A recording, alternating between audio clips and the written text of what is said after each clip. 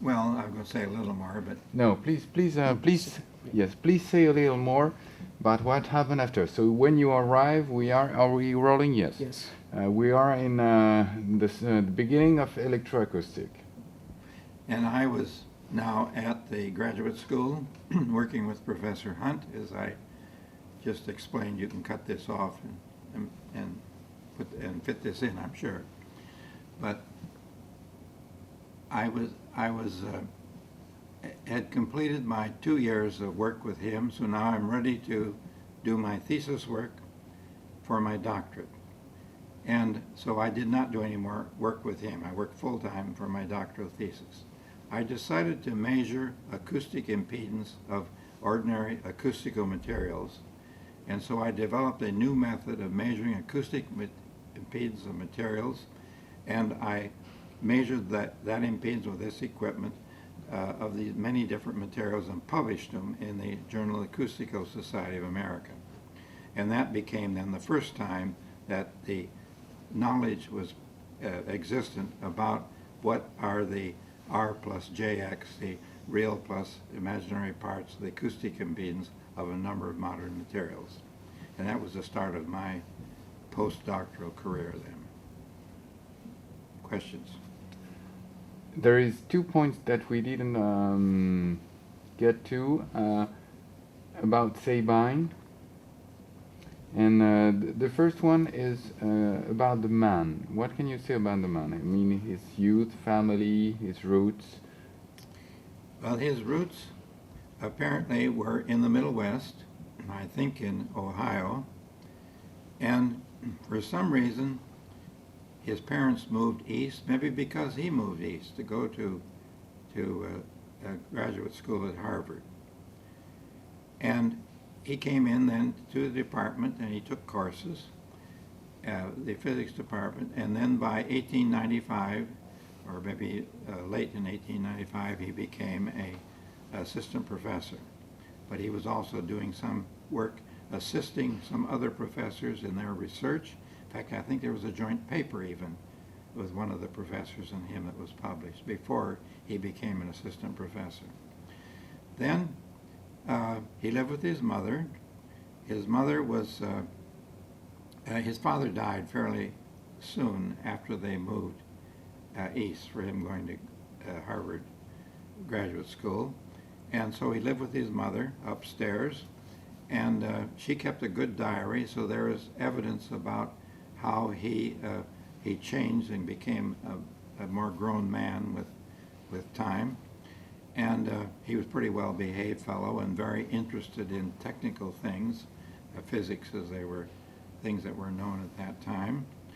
And he, of course, spent all his work at night and so on, and he became very tired. At one point, he even fainted when he was making some measurements in Harvard Square.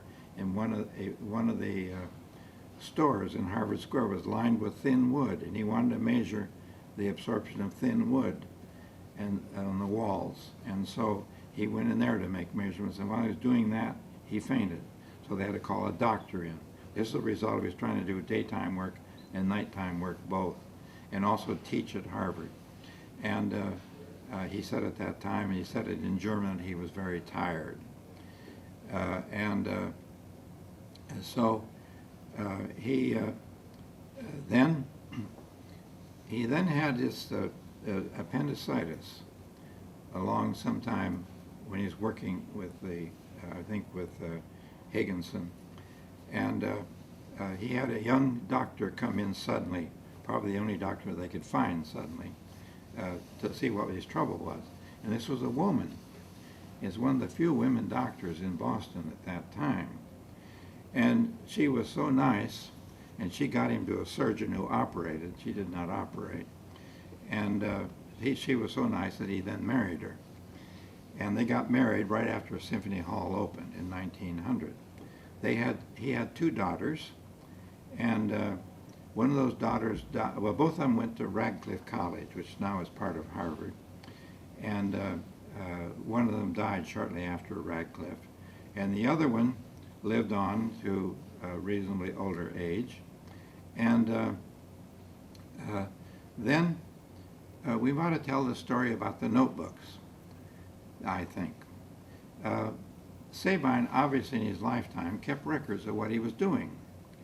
But it seemed when I talked with Professor Lyman, the head of the physics laboratories, that Sabine had burned all of his notebooks and papers because Lyman had seen him looking out his window, burning those things outdoors. And so Lyman felt there was no record left from Sabine. He'd burned everything before he died. Now, the question was, did those notebooks really get burned or not? Well, after he died, there was a problem. I had to go through this little story too. This story was that he had this problem of having to make his measurements at night between 1 in the morning and 5 in the morning, or whatever that time span was. And he was getting pretty discouraged with this. Well, it so happened that something came into the picture that we're going to change that. They didn't quite. There was a fellow out in Chicago whose name was Fabian. And I think he was a colonel. He was called Colonel Fabian. And Colonel Fabian was the son of a very wealthy family who were in textiles. And they had a New England branch, and they had a Chicago branch. And he was in charge of the Chicago branch of this textile company, very wealthy. So he set up a home out in the country outside of Chicago. And this was a big estate, and there was a river going through it, and all kinds of crazy stories. He had a little stage there, and he'd have performances at night and invite his friends in to see performances. And he had a place to live there, and he'd have guests come in, and he was deemed to be a kind of a very interesting man, let's say. And in any event, he also then decided in World War I to set up a code decoding laboratory. The government was getting all these coded messages through from Germany, and they wanted to get these translated. And so he put together a group of women. They all became experts in decoding things. And apparently in World War I, that was the principal decoding place in the United States. It was located out on his estate. He put a building up with a floor in it above where he put all these women working on the codes. And among the things that they found in this decoding was a description of a acoustic device that was sort of like a big coffin standing up with a man could step into and close the door, and they turn on the acoustics and he would levitate. He'd rise off the floor. And the description of how to build this was in this decoded message. And so Colonel Fabian decided to build this thing they decoded and levitate some people. Well, he built it, and people didn't levitate. Now, what was inside, I'm not sure, because we didn't have loudspeakers then. So, but there was electricity, and so I could imagine that he could put something in there that would vibrate at the same frequencies as electricity, like 120 or 60 cycles per second we have here. Probably was something like that. And if you turned it on enough vibration in there, it would sort of pick up the people, only it did not. Now, so he was disturbed that he had spent this time and had all this information. Maybe he was just doing something wrong. So he called to his brother, who had remained in Boston. This is Colonel Fabian now. He called his brother, who was a doctor, an MD, in the Boston hospitals, and said to his brother, look, I've got this thing. Do you suppose you could find anybody, maybe at Harvard, that would know something about acoustics, and I could get him to look at this thing and see what I did wrong? Well, his brother then went over to Harvard and learned that Sabine was the great acoustics man. And so now this was after the World War I, sometime in 1917, I suspect.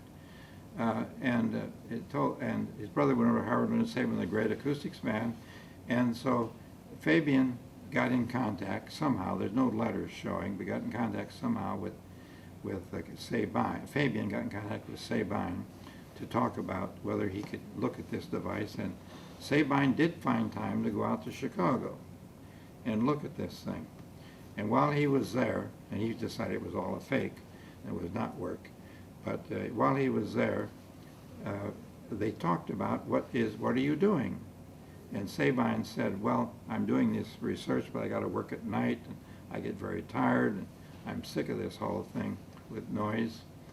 And Fabian said, look, I've got this estate out here. It's so quiet that the only noise you got at night is crickets. I'll build a laboratory for you out here. You tell me how to design it. I don't care how complicated it is. I'll build it for you. And then you can come out here and use this laboratory. This will be your test laboratory. Well, this was wonderful news for Sabine, and he agreed right away. And so he worked out back in Cambridge how to design a laboratory which would do all the kind of acoustical testing he was thinking about. And there were several kinds of testing. One is you measure how well acoustical materials absorb sound, but you also want to know if you build a wall, how does sound go through the wall from one room to another. And so he wanted rooms to make transmission tests, sound transmission tests. And this was all in that laboratory. Well, so after it was completely designed, Fabian had the thing built. And it's in existence today. And it was finished in November of 1918, and Sabine died in January of 1919. So he never saw his laboratory. And it was called the Wallace Clement Sabine Laboratory. It's now been changed to be called the Riverbank Laboratories because there's a river that went through this estate. And it's now used for acoustical testing. It's, I think, part of the Illinois Institute of Technology. And it's very busy testing all kinds of things today using this laboratory that he built. So that was the plan. Now, what I don't know was how he was intending to use it. Certainly, he was not going to leave his professorship at Harvard to go live out in Riverbank outside of Chicago somewhere. His wife wouldn't have wanted that, I know. And so he must have thought he'd go out there in summer times. And I think there was a second thing he thought about, and that was that he would take one of his students and have his students go take a job out there, and then he could correspond with his student, and he could get his experiments done by the student, who would do it in accordance with Sabine's instructions. But of course, that never happened. Now, about the notebooks. There are no notebooks. And Professor Lyman decided that Sabine's work was so important that he should collect all of his published papers. So along sometime in the 1930s, I think 1932, he published a book called The Collected Papers of Wallace Clement Sabine. And he put those together. They were published by the Harvard University Press, and I have a copy at home. And in the front, he put in a little introduction in which he told about Wallace Clement Sabine, had a picture of him in there, and then said that we can find that no papers that he left, and that it must be that he burned them all, because later in life he was discouraged with things. Now, he was discouraged. He was kind of sick. He had this cancer going on inside of him, and he was very tired, and so he was sort of discouraged for some reason. And at least he let Lyman know that he was discouraged, and Lyman said that that was true.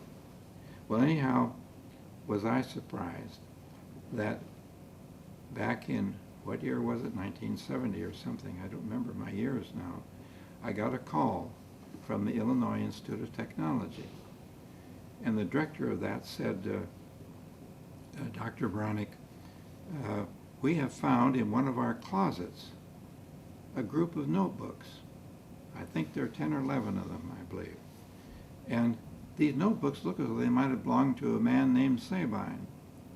And I said, wow. I said, if they're really his books, this is going to be a very important discovery in acoustics. I said, well, I'll tell you, what would you do this? Would you send them to me?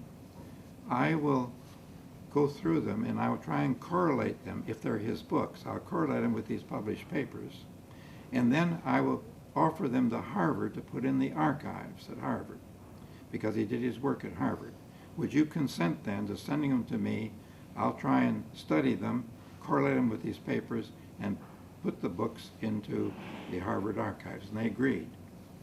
And then I wrote a paper in which I discussed these notebooks in detail. And they discussed the periods in which he was busy, in which he, and really his notebooks, he took all the data in, and all the data he took, and the periods when he didn't do work, and we know when he took it up again because the notebooks start there and complete and so on. So I know his history from these notebooks, at least of what he did in the laboratory. Did not cover any of his consulting work, only the laboratory work. Well, now how did they get out to Illinois? Well, now remember, the laboratory out there was built in his name, and he could not go. So Fabian had a problem, Colonel Fabian did. And he asked, what am I going to do with this building? We got to use it. And so he said, well, we got to get somebody to come out here and be a acoustics man using this laboratory. So he came back to Harvard and said, can you find anybody there who will do this? Well, they got thinking and they said, well, you know, there's a surprise. There's one fellow who majored in optics, but he's a very bright fellow. He got his doctorate a couple of years ago. He went into the military or went to work in one of their laboratories. I don't think he was in uniform. He went as a civilian in one of the military laboratories in Washington, D.C. His name is Paul Sabine. He has even the same name. And I think that he would be able to adapt himself to this field very well. There's really only one man's findings to learn. There's not been a big bunch of people up till 1918, or 19 when he died, in this field. Only a couple other people were in it. And they were not doing basic work as he was. And so they talked with Paul Sabine in Washington. He said, well, my work is finished here at the laboratory that I'm working on for the government. I'll be glad to take that job. Now, he knew nothing except the published papers, but they did know that he was planning on sending out a set of organ pipes. I think there were a large number of these organ pipes, 70 of them or some number like that. You're going to send out that covered the whole range, something like 7 octaves or whatever the number is, 6 or 7 octaves. This would give him a whole range of tones instead of just the 512. And so this was known to be there, but he had a laboratory assistant named John Connors in the Jefferson Physical Laboratory, who was now helping him make these measurements down in the constant temperature room, which he was carrying on after Symphony Hall, of course, through these years. And Connors, of course, knew all about all these notebooks. They were there, and he was working with Sabine every day and seeing Sabine writing in them. And so now here comes in Paul Sabine, and incidentally, Paul Sabine was about what we call a fourth cousin, so he'd be a distant cousin. And Paul Sabine comes in and says, they've hired me to run this Sabine laboratory out in Illinois, and I really would like to have any information I could that Sabine has left. And I'm sure Connor said, well, there's no better place to put them, but why don't you take his notebooks? And so Paul Sabine took Wallace Clement Sabine's notebooks out to Illinois, and that's how they got there. Now, but then Paul Sabine got this book written by Lyman in 1930 saying that all the books were burned. Now he said, what am I going to do? I didn't tell Harvard I was taking them. I took them because Connors said to take them. And I didn't even tell his widow that I had them. Now what I better just keep quiet, I'll put them in the closet.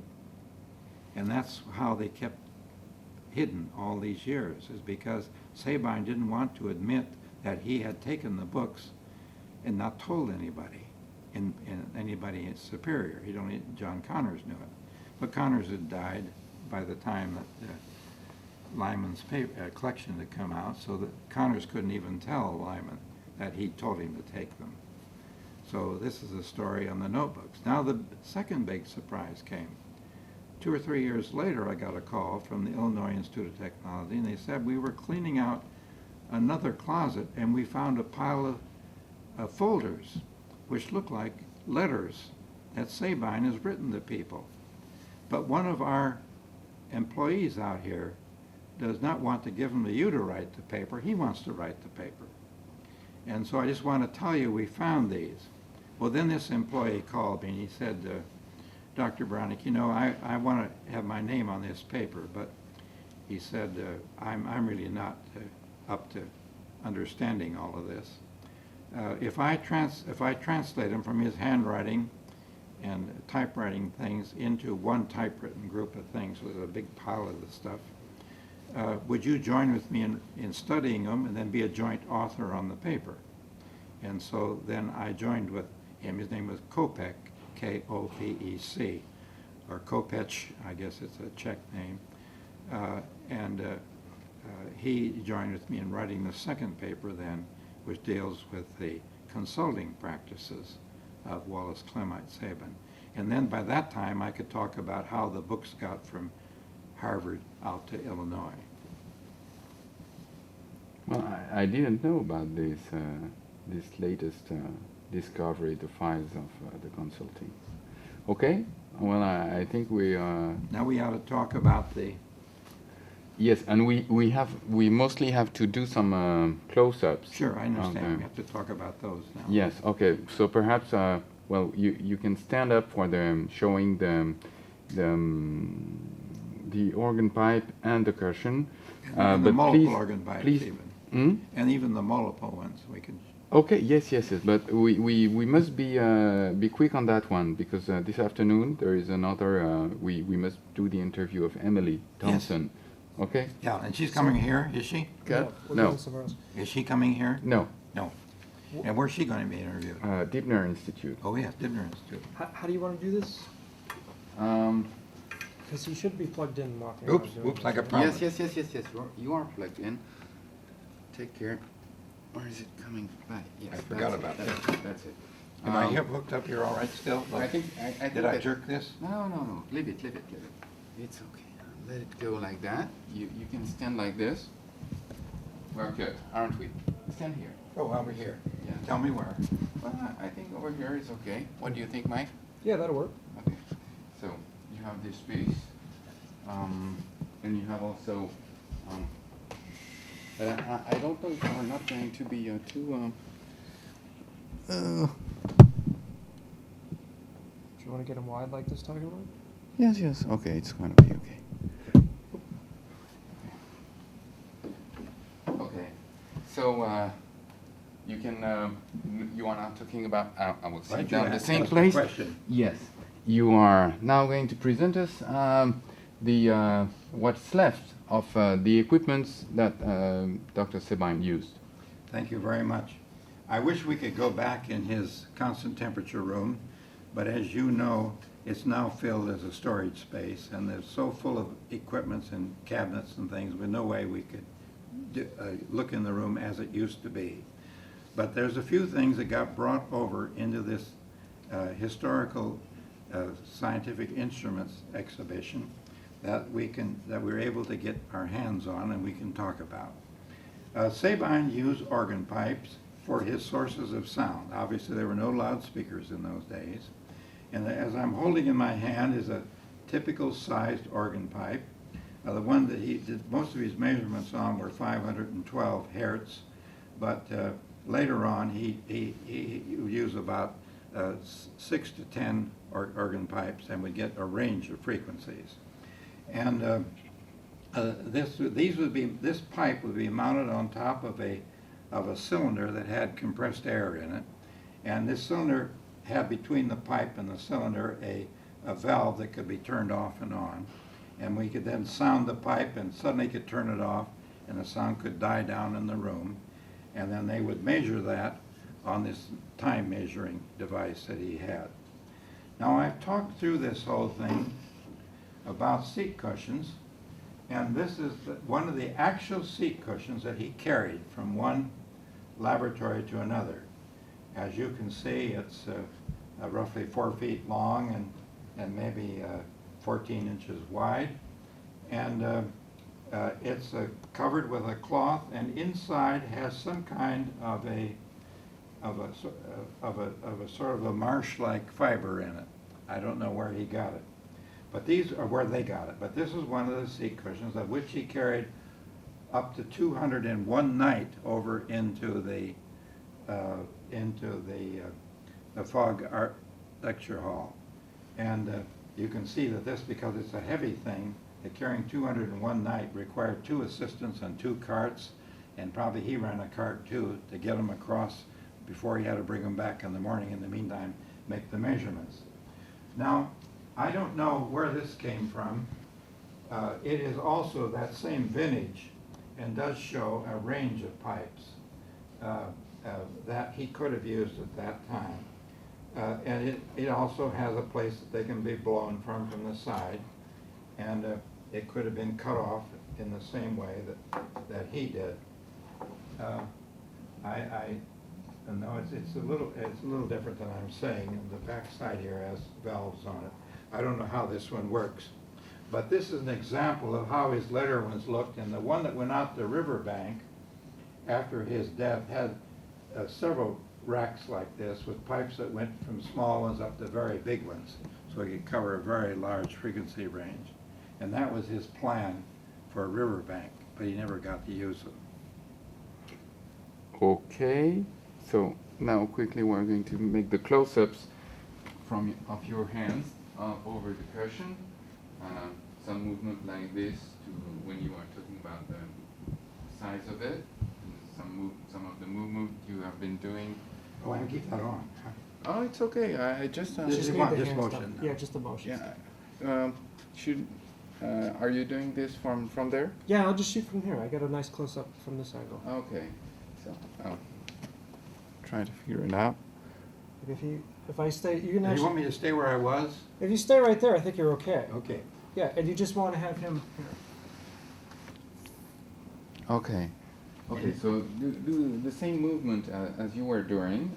I mean, so something like that when you are talking about the size of it, and something like that when you are talking about what it's felt in. Tell me when you're ready. Feel with. I'm ready.